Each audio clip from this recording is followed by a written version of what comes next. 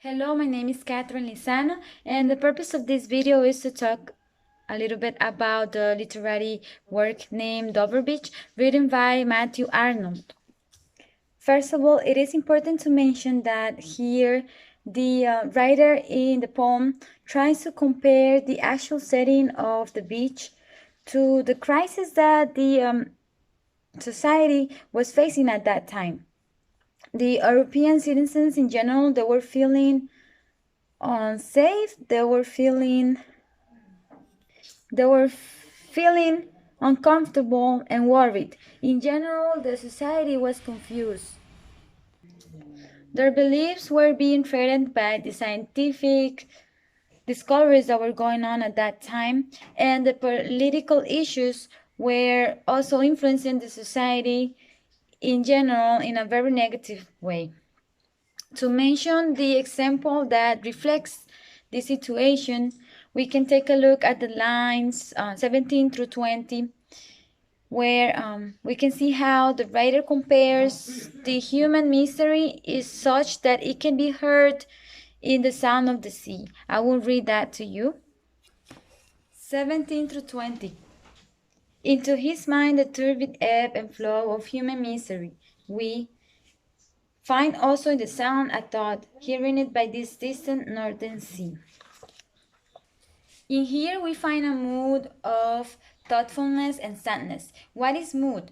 Well, mood is a literary element used in this poem, which means is the emotional atmosphere in the poem. For example, the mood can be sad, happy, worried, or depressing. This will depend on the writer's choice of the details, images, or even the sounds to create that feelings that we perceive when we read the poem. Another example where we can see a mood in the poem is at the beginning of the poem, when the speaker here starts describing the calm sea of the night, and then as he goes on, it turns into an atmosphere of sadness.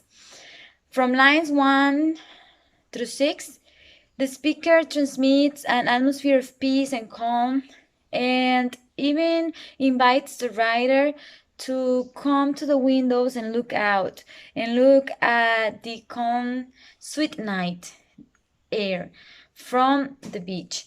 I will read to you the exact words, lines 1 through 6. 1 through 6. The sea is calm tonight. The tide is full, the moonlight's fair. Upon the straits on the French coast the light gleams and is gone. The cliffs of England stand, glimmering and vast, out in the tranquil bay. Come to the window, sweet is the night air. To conclude, I would like to mention that this is a very interesting and also very pleasant to read poem, a form of writing.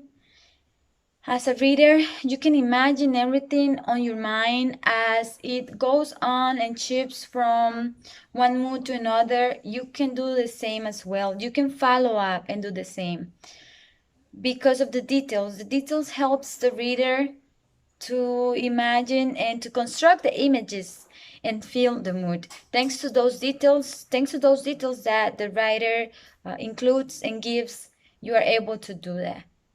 In my personal opinion, I really liked this literary work, Dover Beach. Thank you for your time.